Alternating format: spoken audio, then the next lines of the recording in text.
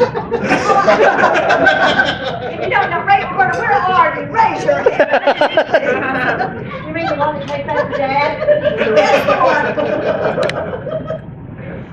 Roberta said we need an MC. It's right over here. First of all, Yes, I do. First of all, we want to thank everybody for coming. I'm just touched. I cannot tell you how happy it is just to see all of this together. So thank you so much for coming. And Mom and Dad, we love you. Thank you for everything you do. Well, thank you. I'm glad everyone came. See you then. Not this old girl.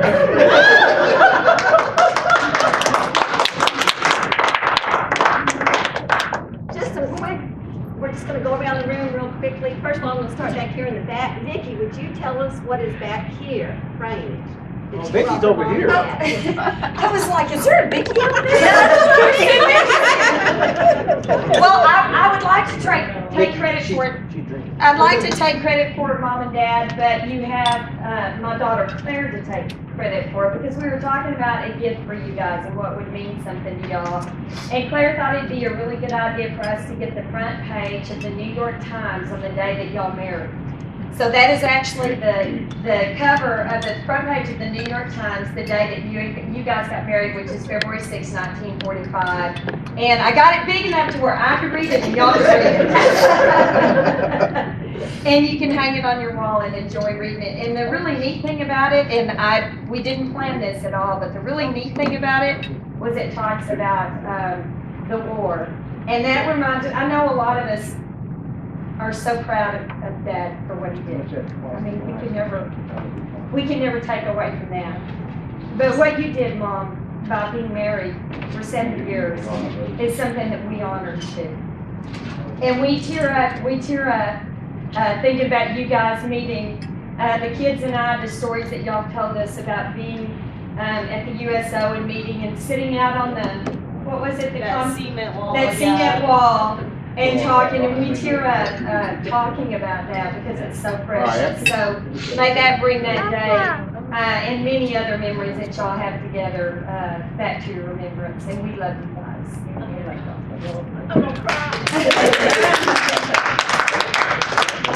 And Mom and Dad, I want Claire to tell you what she did for you. So, Claire.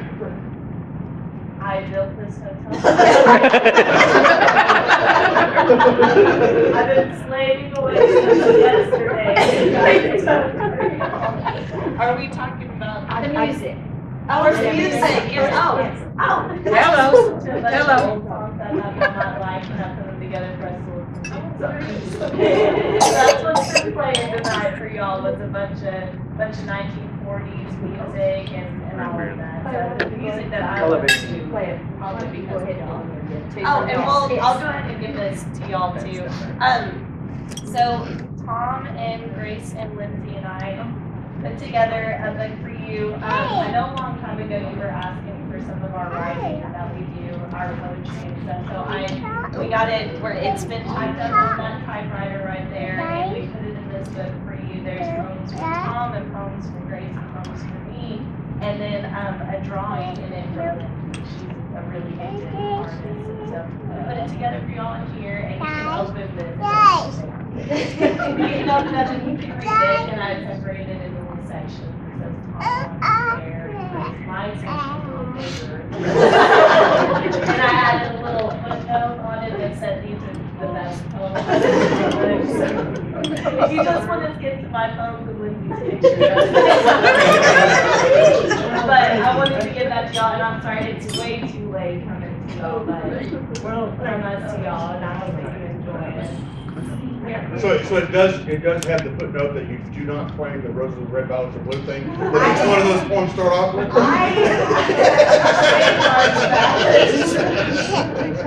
Yesterday when I was building these.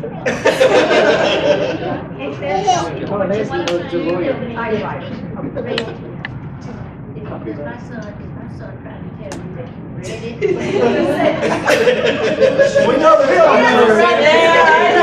We know that's not right, he can't read. And so I say hallelujah, it's finally happened. I can read and I by the can, 10th grade. I can read and write, you just can't read what I write. A lot of times we really don't want to. And, Maybe Suzanne. He learned on the back himself. and I'm sorry for talking so much. I do have one more thing. That typewriter I found in a little while back has been such a blessing to me, and I love to just sit down and write anything on it because it still works. It works really well. So these poems were written on that one, and we brought it tonight, and I put a piece of paper in it, and we'll move it to a place where y'all can get to it. But just kind of as the night goes on, if you want to walk over, type a little something to May May and Granddaddy. We'll just kind of keep that paper going, and I'll set some extra to the side if we run through it and we want to put something else. I mean, we all know by 11:30, you know, Sam's gonna have a novel they've been working on. But yes, we would love that and would love to get that to y'all to slide into the book as well. So, yes, happy anniversary to y'all. It's more than deserved. So, we love you. I don't know. What's his name?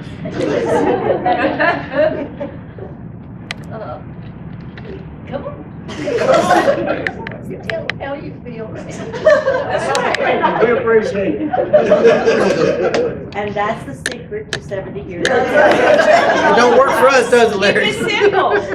Granddad, She says he does. Granddad, I can tell you how I feel. I wouldn't have joined the service, and I wouldn't be the man I am today if it wouldn't have been for you. Well, thank you, that makes me feel good. Did you people hear what he said? I'm fixing typing. He said he thought I was his hero, which I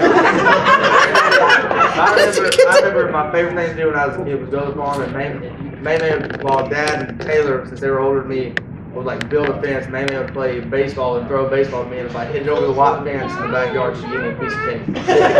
Yeah. That's probably why I was so fat.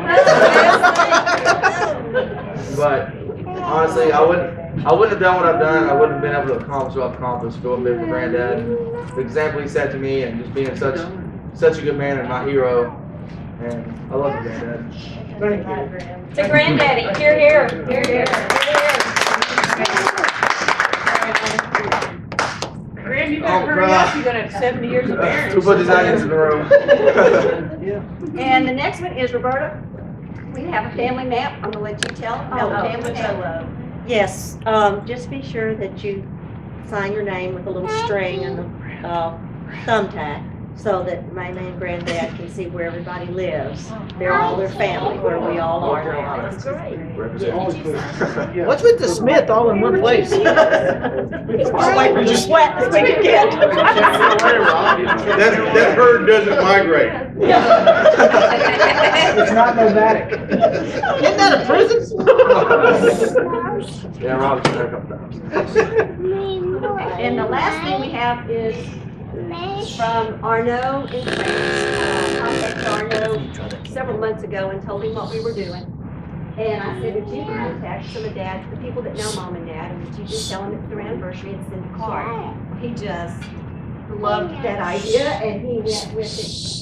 He also sent me all kinds of little things. He said, what are you doing for decorations or something? I said, I'm going to decorate a table that has French things on it. Look, he sent all of these things from France to us. And he's got homemade candy, which is what Sarah's in. Yes, that is addicting. Yeah, we have a whole bunch upstairs, so we're going to put there.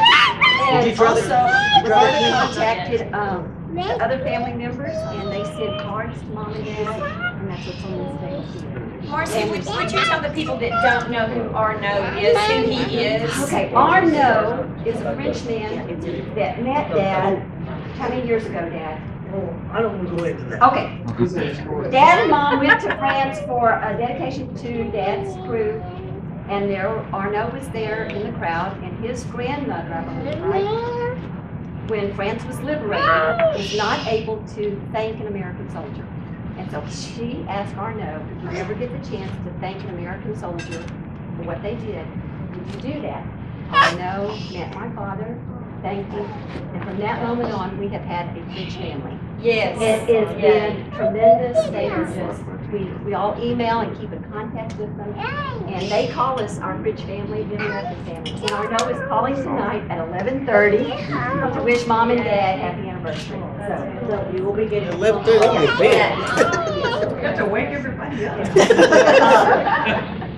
You know, and we also wanted to, we're getting together with Arno and with the other families of the Trouble Crew, where we set up like a PayPal account so that we can always have, you know, $125, $130 in that account, so that we don't have to rely on the city of Bouville to put the flowers on the memorial on January 7th.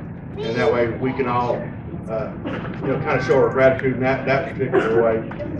That way he can always draw from that and have the flowers up there.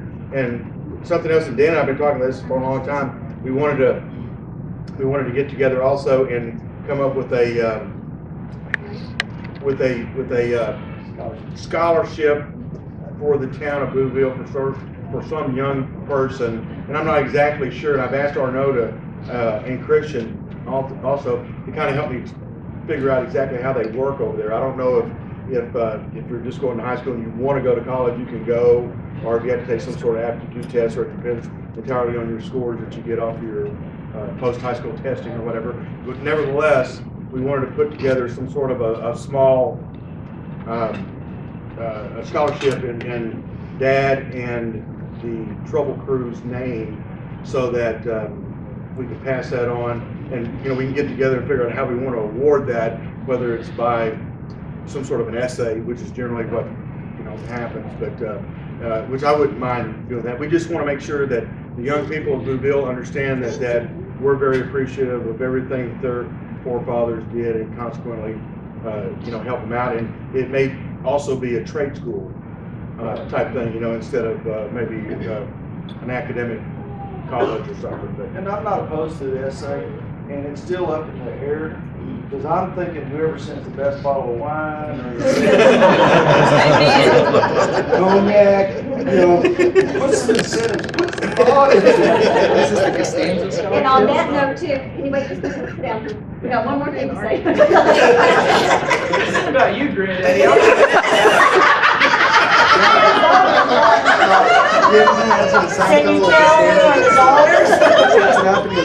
Larry, point taken or what? Point taken. On I'm absolved. the table, there's this little table runner, and we're going to sign it on the back, and I've got it started, and so we'll sign that probably tomorrow. We can do it tonight if you want to, and that's going to go back to Arno as a thank you. Yes. From the Sweatt family. And in addition, Larry and I talked about it, one of the reasons he's doing all the filming, and if you take pictures, if you wouldn't mind compiling it, Larry's going to put together a video presentation, and that will go with the runner to Bouville. Yeah. And thank them once again, because the only reason that we are all in this room is because of what happened in that village in 1944. Yes. Okay, edit out the wine and the cognac. Yes, of course. But seriously, anyone who has pictures, especially if they're in digital format, all I need is access to them, and I can download them, you know, and I can do everything in my house. So. I'm going to open up the floor too. There's some other people that want to say something. Allie would like to talk. Well, I remember when I first came down to Texas, and I met all the horses, and I never got a bike and I sprinted, and then after he passed away, I started to get attached to April Mist, and he used to tell me all those, like, French fruit, can I get a cup of coffee? Never heard that. And that little trick where when you say the number 5, and it's always correct, there's another number. And I wanted to say that when I came here and I realized that it was my anniversary, I started to like cry a little. So, happy anniversary. Great grandchild. Great grandchild. Don't say a word.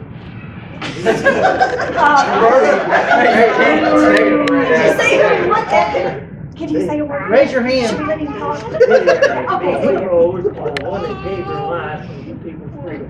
Yes. I mean, I'm not the hero, that, the good Lord saved me. And now we know why. Amen.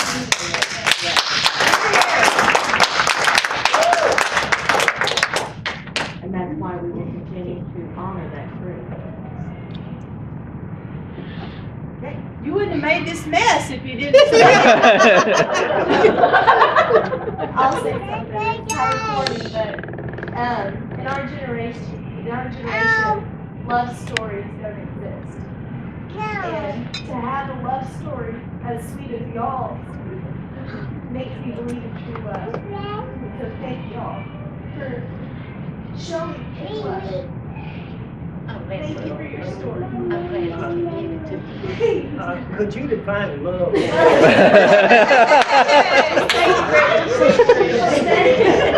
Hey, Grace, what's the definition of a calorie? Calorie. How about That's why I'm Hey, Granddad. Split the atoms, split the atoms, split the lot and streamline the water. Count them all, pull the charge. And then one day at Langley announced it did not know why rubber bands and science dating right from then is never seen the same again. And how many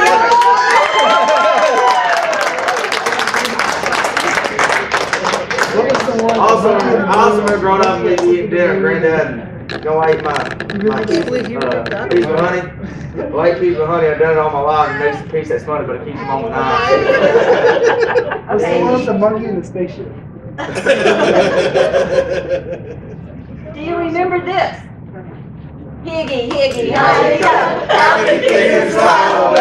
Three. Three you said and two it was. How many fingers do I hold up? I know, I probably drove May crazy from the drive from Brenham to East Texas when they used to come visit, because I would make her play that game for like 4.5 hours. And Allie, if he always let you win, you must be special. Because he would always change it for us. No, let me You guess it and go, nope. The only time I saw Dad tear up was when he had to buy a new shredder.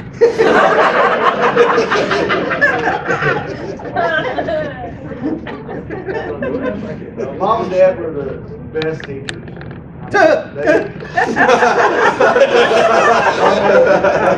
that makes that kind of noise goes next. I'll drink another round of that one. But I remember Dad teaching us how to tell time. And he got one of those paddles. I heard that story the other day. Bouncy ball paddles. And Dad put the numbers of the clock around it. And then he put the little arms on it. Made out of cardboard? Yep. And after dinner every night, he'd pull us over there and he said, okay, what time is it? He would change it. And I mean, it's stuff like that that he speaks with. And you know, Dan never learned how to tell time. Hey, I was right. Twice a day. Twice a day, I was right. 12. 6 o'clock and 12 o'clock, right? Digital clocks can't go on. By the way, Dan, would you define time for me? Yes, sir. He's thinking about his first paper in his class. The passing of events. What about I was always a good student, you know? Well, not always. It's a measure for the passing of sequential events. And who wants to define cold? There's no such thing as cold.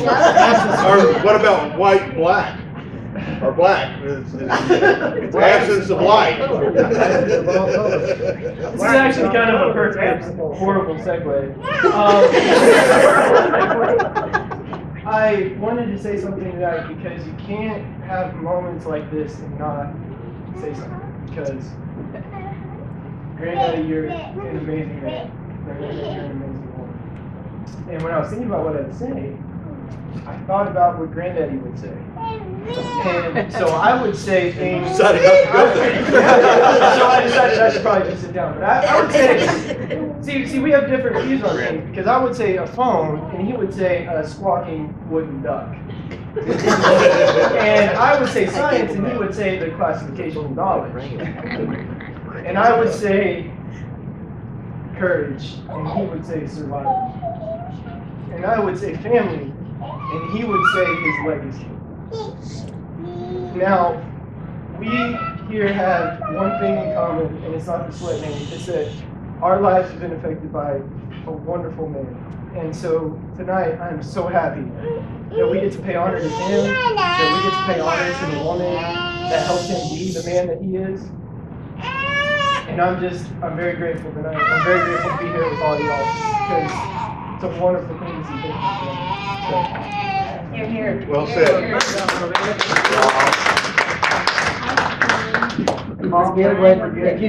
If you say love, what he would say? Temporary insanity. No, hey, this is for anybody that's ever called Dad on the phone and said, hey, Dad, we talked about whatever for 10 or 15, 20 minutes.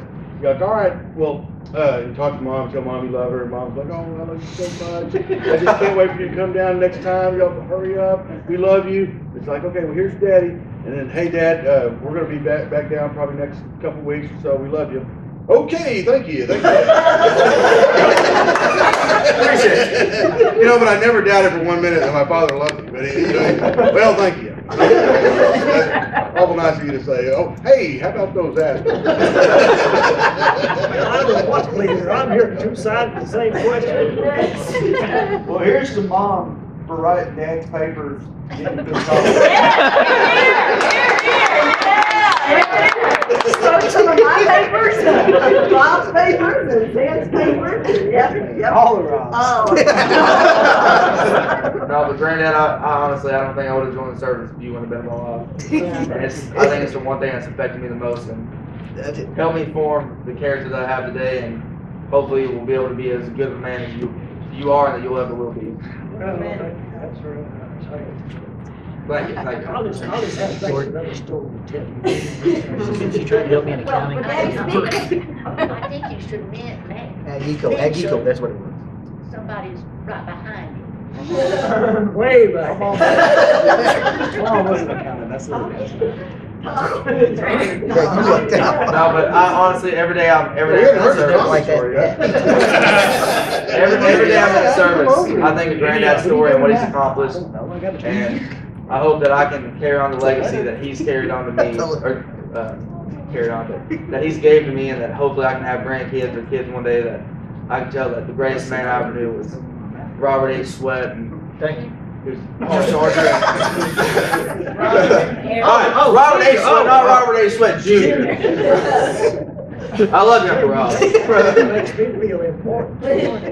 You know, That's what he's talking And May, you're beautiful. and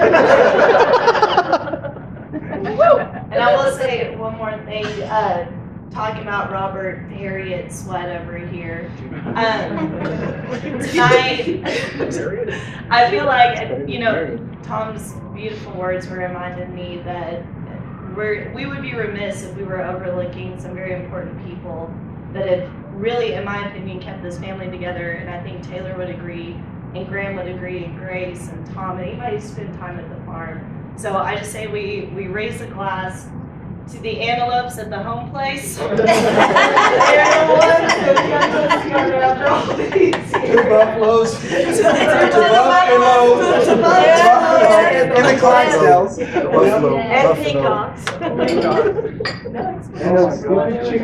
Yeah, and that crazy rooster that Roberta brought home, and we brought back up there, and El Blanco kicked it or something, right? No. And it was never right in the head. Dad put him in with a bunch of little turkeys, and they had kind of, shall we say, an ethnic disagreement. And they defeathered him from the neck up, and it kind of whacked his brain out. And when his feathers grew back, they just grew out 2 long tufts on each side of his head. And he'd be walking across the cow lot, and I used to stand up and imitate this, but I learned that was a pretty stupid way. He'd just be walking along, and he'd just get up and do like that. And we thought he was funny, and then matured into a rooster and jumped the cows and the turkeys and the horses. And today he jumped the milk cow when Granddad was milking her. We had chicken for dinner. I remember him coming in the back door, and he had this dead chicken in his hand. He said, lunch. And he had milk all down his face. Do you remember that day? Well, you know, and that reminds me, I don't know if this is an epiphany or what, but I know when Rob and Dan. Rob and Dan. Well, I know, but I'm not pointing. Oh.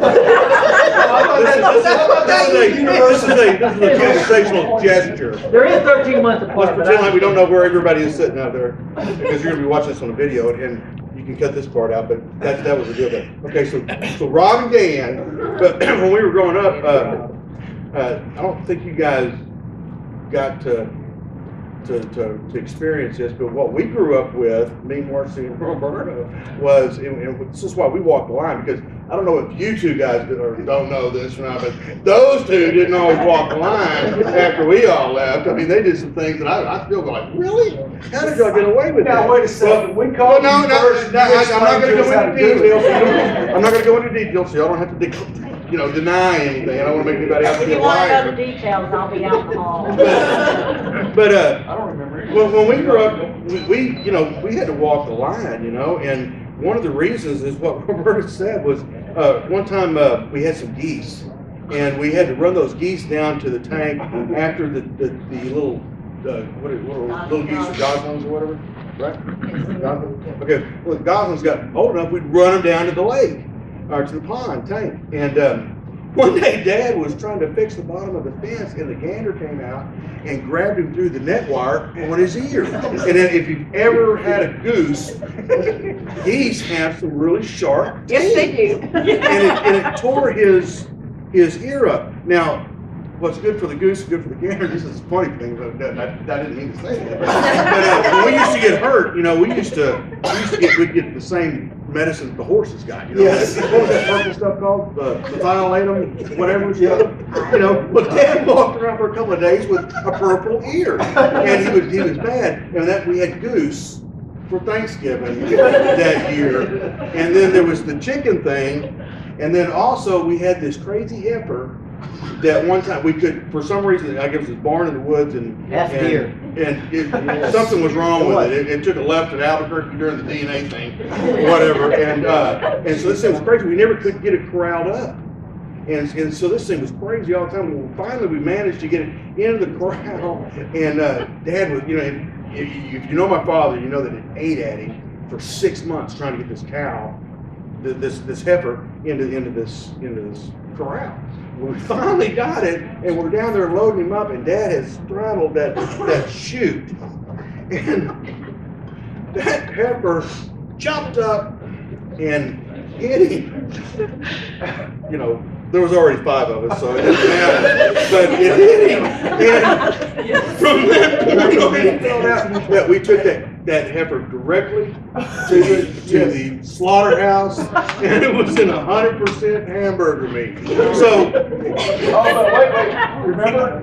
It was jumping the fence in the auction barn, or in the slaughterhouse, and they had to kill it outside. It was crazy, but my point is, the chicken, the heifer, the goose, hey, we walked the line.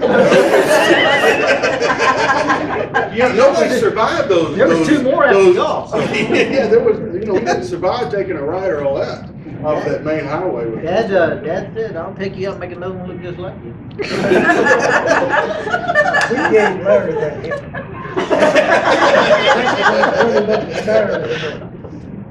Yeah, actually, I think you were even so mad you wouldn't even eat it. I guess y'all weren't there when we got the Bobcat, were you? Yeah, take it. Y'all were, y'all weren't living in the house when he was in there. No.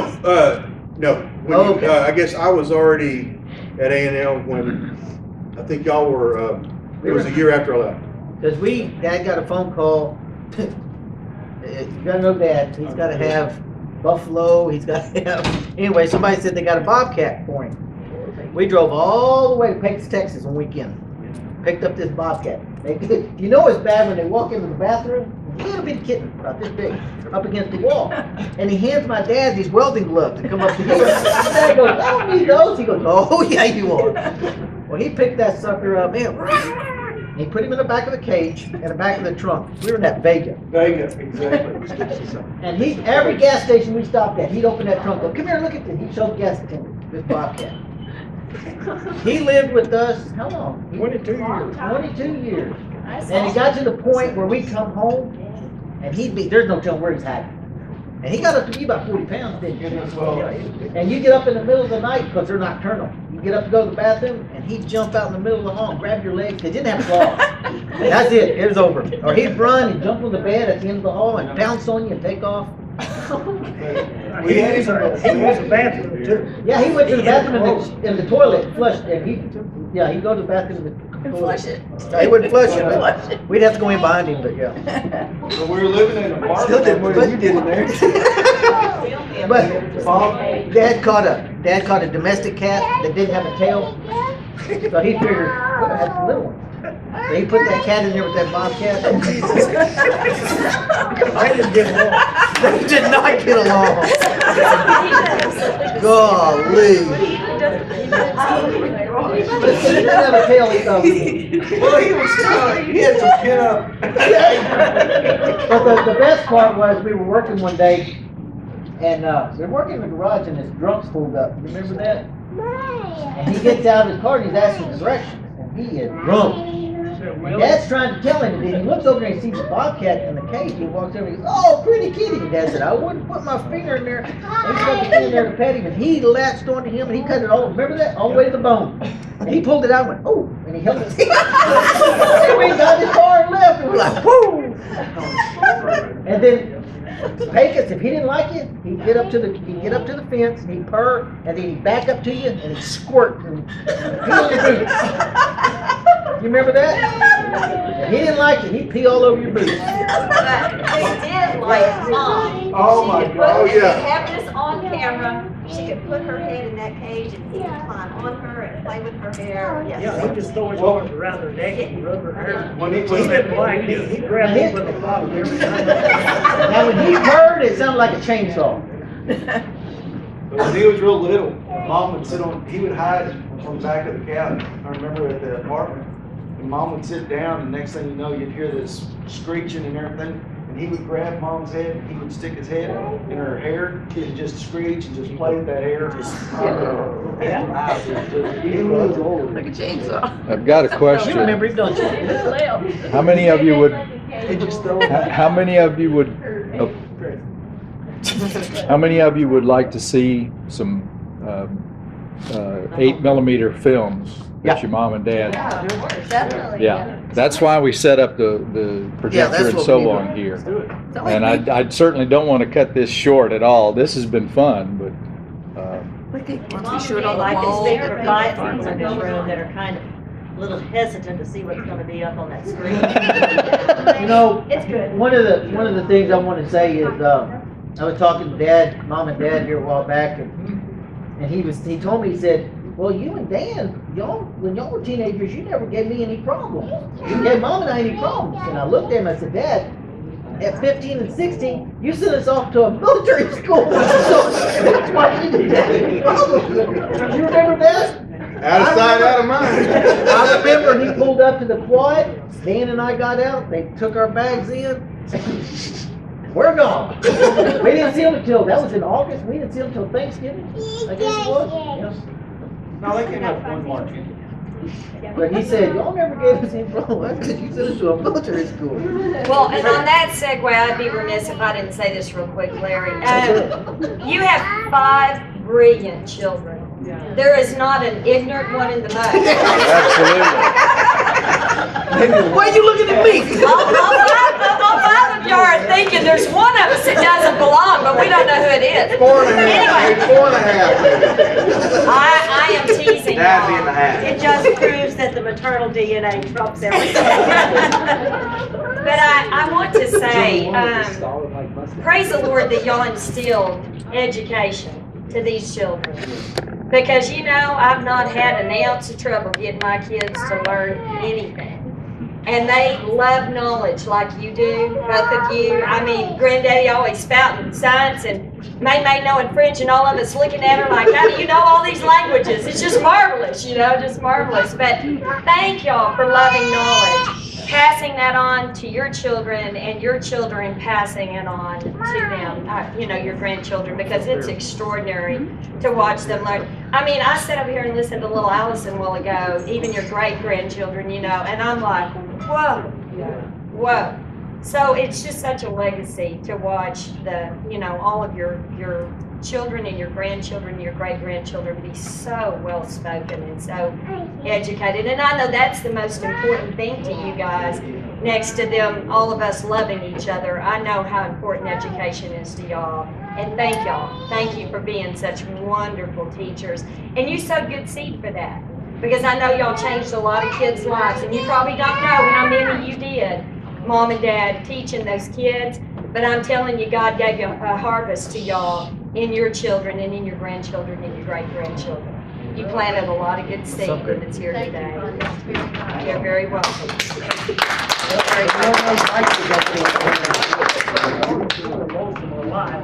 Never found anything under his life.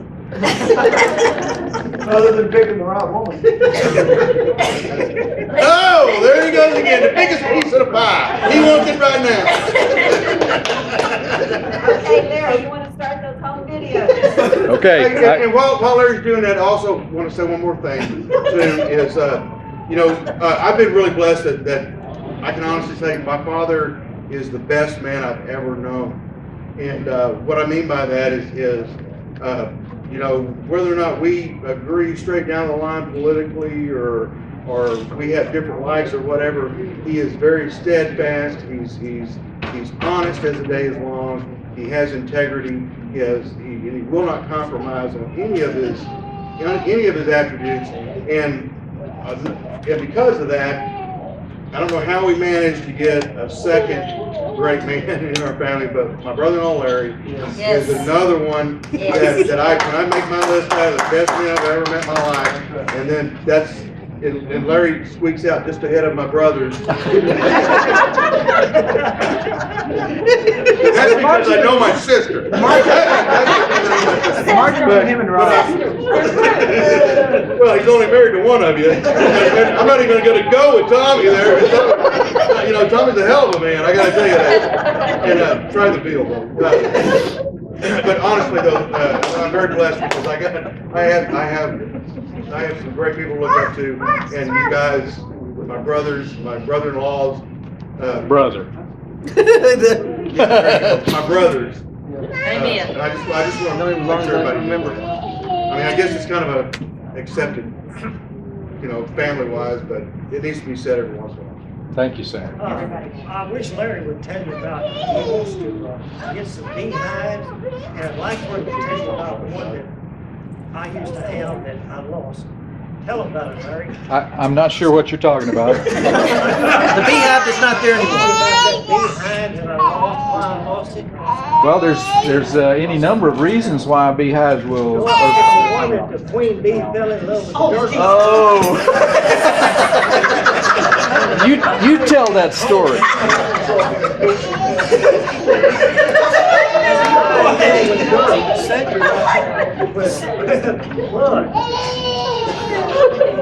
You tell that story much better than I do. The dirt dog.